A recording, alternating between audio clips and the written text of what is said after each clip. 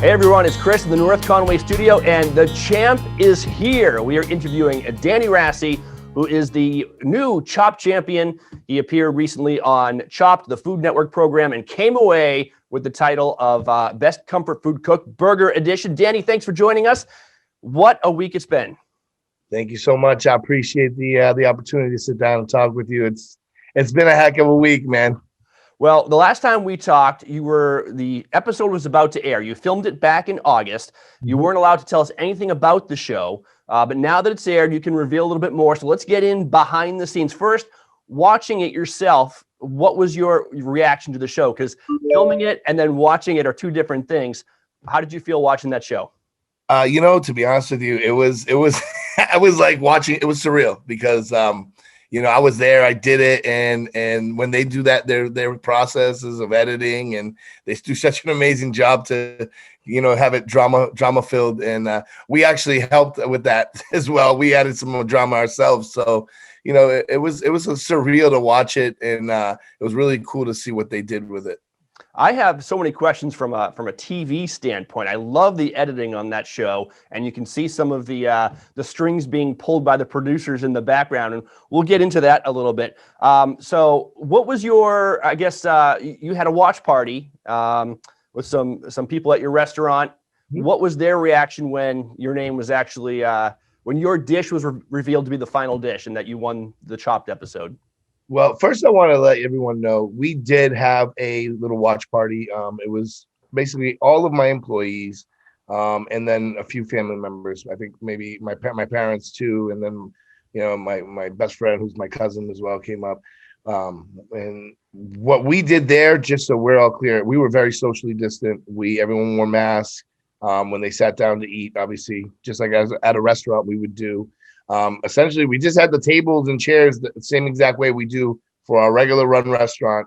So we were very socially aware and conscious of what we were doing, especially with COVID going crazy, and especially now it's kind of rising. So we wanted to make sure, like, all right, let's get that out of the way, because the last thing we need is some sort of, oh my God, they had a big party, and we were very responsible with what we were doing.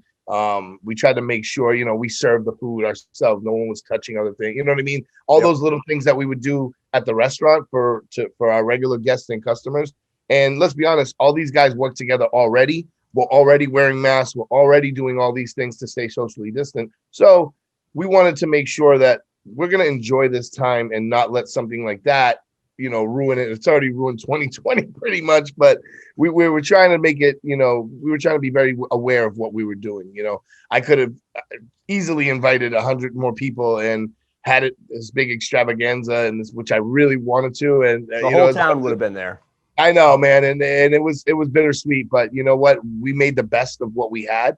And when my name was called and that dish was shown, everybody was like, "Oh yeah," because a lot of I had to keep it secret from everybody. Obviously, besides like my wife and kids and my close relatives, nobody really knew. So It was pretty cool to see their reaction as well. That is fantastic. They walked in there with Danny Rassi, owner of Wicked Fresh Craft Burgers and Fired by Wicked Fresh. And at the end of the night, they were also with Danny Rassi, Chopped champion. Incredible. I want to get a little bit behind the scenes here. So this show, I believe it's an hour long when it's edited. What's it like in production? How long were you actually on set filming this? We were there from 5:30 in the morning to about 11:30 at night, especially the win, because I won. So I was there the whole time, and they keep everybody, and, you do your post interviews and stuff like that. Production there was super crisp and tight. They had such a great staff, and they really made you feel that you were the star of the show, and not just myself, just everybody in general. They made you feel, very comforting. It was a nice experience for sure. Like they had their game on, and it was super COVID tight, man. Everybody was masked up and socially distant. So they did a really, really good job. For people who aren't familiar with the show, basically it's a reality TV cooking competition show. There are 4 contestants, and they're asked to make 4.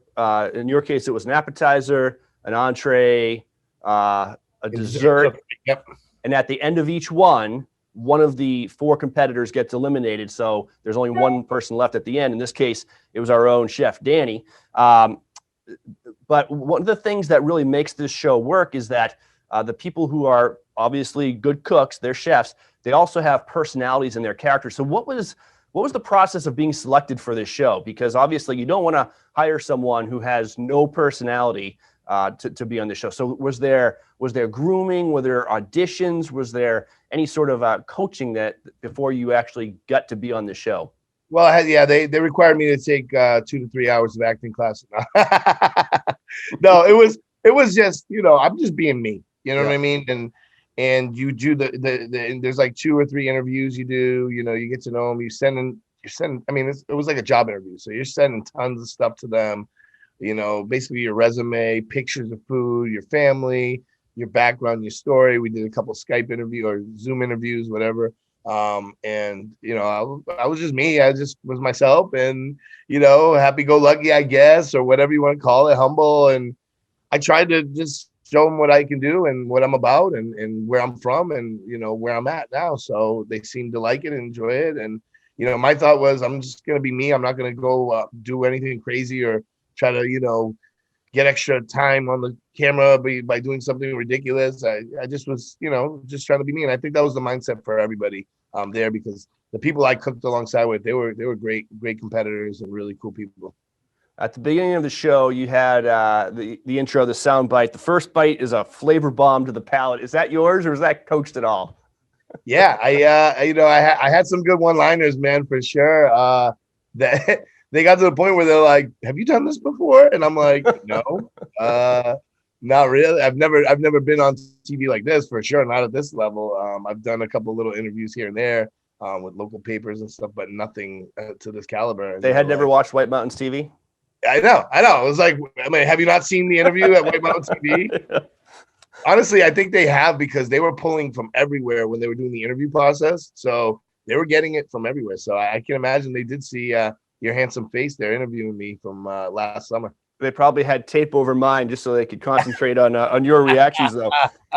So in the show, the hour-long show, each course, you think you have it's like 20 minutes for the appetizer and then a half hour for the others to prepare your dishes. I want to get more into this process, because I've watched this show a few times and I've never seen someone come away and be like, I couldn't do it. My plate's empty.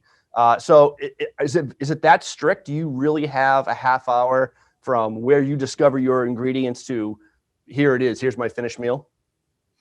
At the end of the day, they don't want to see nothing on the plate, right? Yeah. They want everyone to compete. But ultimately, if you don't do it in a lot of time, there's no extra time. There's no before time, before, after. I was thinking the whole time I was, waiting to go on the show, and I'm like, all right, a couple weeks out, I'm like, man, maybe they'll give me a call and let me know, hey, you're going to be doing this, or you're going to be doing that, or you're going to be, nope. I mean, we all kind of had a sense of what the theme was, burger related or something like that. But ultimately, we had no idea what they were going to throw at us until we opened the baskets. And then from there, like if you got, like you saw DeAndre, he got cut. DeAndre had gotten cut, and it was real. The clock doesn't stop. Oh yeah, the clock doesn't stop. We're not talking about cut, like eliminated. We're talking about his finger almost got chopped off. Yep, he sliced his finger, and I felt so bad for him. At the end of the day, I don't want to win that way. I didn't want to win so I was happy that he got his food on the plate and he moved on to the next round, because I didn't want anyone to be like, well, had DeAndre not cut his finger, you probably would have, or anything like that. I wanted it to be, and same with sabotaging. Like there has been episodes where I've seen where other contestants sabotage other contestants. So when we sat down, when we're on the way there, I'm like, just so everyone knows, the way I'm going to handle this is I'm not sabotaging. I'm not looking to sabotage anybody. You see something on my table, which you saw in the last round, she was looking for cinnamon, Mitzi. And I said, yeah, it's right here on the table. Go get it, girl. Like, that's all you. I'm not going to win. I don't want to win cheap. You know what I mean? I want to make sure that everyone gave everybody their 110%. And the winner is the true winner. There's no recounts. Yeah. And I sense the producers playing with that a little bit. I could see them setting you up as kind of the humble underdog, the team player. They used at least one quote from Mitzi, was her name, earlier in the show, which was basically, I don't know, I refuse to lose or something like that. And it kind of sets you up as the humble underdog. And I'm like, I think, almost like the less they showed of you, the more I thought, yeah, he's gonna win, because they're setting up these other people to have traumatic falls at the end. Yeah, and I don't know how they did that. The way they do it is really great. And I thought I got some good FaceTime for sure in the beginning. And they throughout the show, they were making jokes, my family and stuff. We were watching the show like 10 times, obviously, and they're like, even when you're not in the shot, you see running by at least once or twice running. I'm like, listen, man, I literally, I mean, you saw when he said 20 you have 20 seconds left. That was real. That wasn't a editing thing. I literally had 20 seconds left, and I was doing these squash chips. That problem is because you're outside, right? Yeah. You can't see the flames. Like, the sun is shining. You saw me sweating. It was probably the hottest day in the summer. I think it was. I looked it up. 100 and something degrees on set. Oh, wow. All the equipment. So that's why, you see us sweating profusely. There was no option.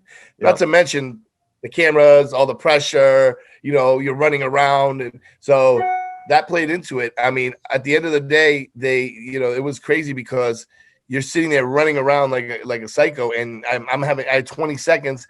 The elements on my stove, I couldn't see them because of the sun. And so one of them was super high. So my fryer got to like 500-600 degrees. Yep. So as soon as I put those squash chips in, they started burning. So I'm like, all right, I got to figure this out. So I look over and I see my flat top there, and nobody, I pretty much took the flat top for the whole competition. Nobody wanted to use it. They all wanted to use the grill. So I'm familiar with the flat top. That's what we do at Wicked Fresh and at Fire. We have flat tops for our burgers. I love a flat top burger. Anyway, nonetheless, I put it on there, and I was able to get all the pieces on. At one point, I didn't even have my spatula was somewhere else. I had to grab the squash chips, burn my fingertips. It was nuts. I even cut myself. I think because of DeAndre's cut, it was so crazy. They didn't want to keep showing people getting cut, But I think first, second, and third, somebody cut their finger in each round. It was crazy. Oh, my goodness. Yeah, and I noticed in that first one, the chefs, they didn't. Could the producers have given him a glove or maybe like bandaged him up quickly? They're like, no, let him bleed. This is good TV. They bandaged him up, and I think it was just bleeding so profusely. At any time you get a finger, especially, I know this. I don't even have feelings in my fingertips. I'll pull something out of the oven, and everyone's always like, oh, that's chef fingers for you. Yeah. But everyone knows, like, if you've been cut in your fingertips, that's where all your nerve endings are. That's where all the blood is. So it's even a tiny nick could really, because I saw the cut later and I'm like, that's what did that? Like, it was just bleeding profusely, and they had wrapped him up, threw the glove on. There's an EMT on site. The guy was amazing. He's, it's like you're, at war or something, and he's like bandaging you up so quick. Get back. So, it was crazy. It was nuts. All right, man. I wish we could do this for like a half hour more. I have a few more questions. I got to get in there. So, you literally they give you a basket. There are 4 ingredients inside. And how long does it take you to formulate a plan? Like, I'm always amazed. You all have the same 4 ingredients to work with. Plus, there's a bunch of common ingredients you guys can go grab from this common table and include in your dish. But like, if for me, if I see someone open a basket and each person sees the same thing, like some fish broth, a fish head, some chocolate, and some parsley, I'm amazed that everybody just doesn't make the same thing. I made fish head, chocolate covered fish head soup garnished with parsley. Everybody always seems to make something different and creative. Is there any sort of, like, I don't know, guidance that goes into that coaching, or do you really each come up with your own plan that quickly and they're all that different? That sounds like a heck of a soup, by the way. Yeah, you can have that for you if you want. Yeah, I'll run it for a special. Honestly, 45 seconds. 30 or 45 seconds, I have my dish conceptualized. Wow. I'm already thinking, I looked at the basket, and if you're a chef, you've worked with different flavors. That's why the more the better you are in that aspect. And I've worked at, the White Mountain Cider Company under Chef Teresa Stearns, and I've worked in Florida and in this place and that place, so you have all these thoughts in your head of things that you've done in the past. And, I guess like a library, you just kind of, And I found I looked at the ingredients and it all made sense to me. I kind of made it work. And after that, like first 30, 45 seconds, I'm like, okay, I'm gonna do a burger, I'm gonna do a chutney, I'm gonna do this, that, and then after that, it's all improv. Whatever happens. You just got to learn to adapt and keep moving. But the clock is very real, and those basket ingredients are very real, and they give you no time at all. You got to go with your instincts. Be a chef. That's awesome. That's so impressive. That's to me, that's the most impressive part. That first 30 seconds where you're looking in the basket, and then you have a vision, and then the next 30 minutes is trying to, fulfill that vision, make it a reality. Danny, why do you think you won? I think I won based off a few things. I think first and foremost because I stuck with the burger theme. They wanted burgers, and I gave them burgers for appetizer, entree, and dessert, as well. With the mustard ice cream, I think that really set myself apart. But maybe it was the a little bit of the personality too, and the team kind of thing, the thought process of, hey, I'm here, alongside these guys, not going against them. Ultimately, yeah, I want to win. I want to make sure that I come out on top. But I wasn't really worried about what my guy to the left or my lady to the right were doing. I just, kept my head down and do what I know how to do. Didn't go too far from my comfort zone. Didn't try to create something. I just made burgers, man. And that's my repertoire. That's what I do here at Wicked Fresh and now at Fire. And that's it. Just keep my head down and hope for the best. Yeah, this was the comfort food feud, and the other finalist was Mitzi, and I think her downfall was she had too many fresh vegetables in her dishes. Whereas, Mitzi's a great chef, and we've talked, and she's got a great spice line she sent me, and I'm actually going to be putting it to use on one of my burgers here, and kind of throwing her name out there as well. And the thing is that when you start doing a little too much, especially in the chop world, that's you got to be careful. I took a chance by doing ice cream. I know I did, but at that point we were so like neck to neck that I said, I got to do something that's going to step this up. I can't, and I'm not a pastry chef by any means, but I had gone over some recipes in my head, and that ice cream recipe I kept repeating over and over in my head. And I'll say, I'll just adapt whatever flavor they give me into that ice cream recipe. And if it works, it works. And luckily for me, it did. It came out really good. And now that's going to be a milkshake at Wicked Fresh. We're going to be doing the honey mustard milkshake. So yeah, it's going to be pretty cool. And we're looking forward to that. We also have the red wine. I forget what the Wicked Champ Burger. That's what we're calling it. And it's the red wine one from the second round, which is absolutely phenomenal. We got squash chips on there, a red wine demi glaze, Munster cheese. So good. Oh yeah, that burger got rave reviews. Everybody's gonna have to get in there and try that burger for sure. Danny, finally, what's next? You're going to a new round, and there's a $25,000 grand prize. Tell us what's happening next. Yes. So they just shot me an email. They're saying December 9th, but it could change. So once we get the official word, we're gonna be posting it like crazy. I teamed up with Drive Brand Studios, who originally did all my logo work, and all our online stuff, our websites, and we've got a pretty good game plan of just getting all these stuff out there, getting the name out there, and we'll be putting it out when we can watch it. We'll do another Twitch stream. Probably gonna have it at my house this time with just me and my wife and my kids, but definitely looking forward to it. It's gonna be awesome. It's epic. They're saying December 9th right now, but that could be subject to change. But if the first episode was any indication of what's to come, I mean, now it's the champions facing off against each other. So you got the burger champ, the bacon champ, mac and cheese, which is this next Tuesday, and then followed by the pizza, which is that following Tuesday.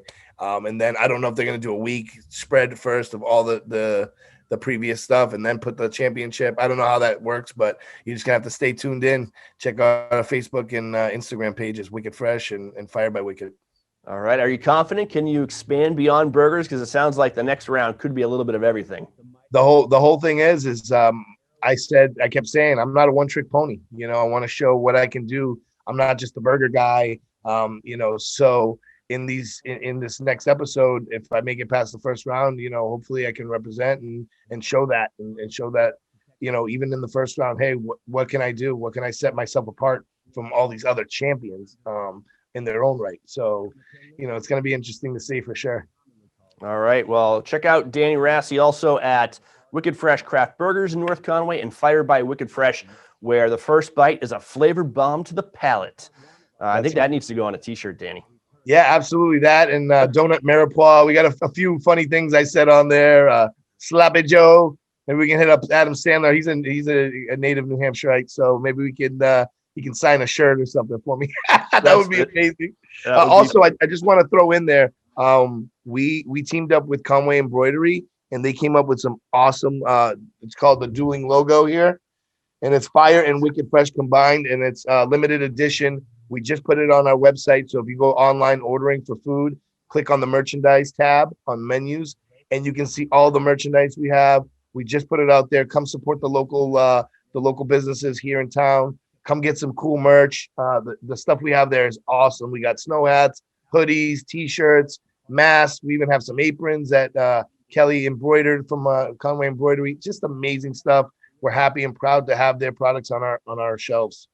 All right, fantastic. Danny Rassi, owner of Wicked Fresh Craft Burgers and Fire by Wicked Fresh, and new chopped champion, North Conway Zone. You've made a region proud, Danny, and we're excited to see where you take us next. We're rooting for you in that next round. Keep us informed, and maybe we can chat after you film it to see how it went.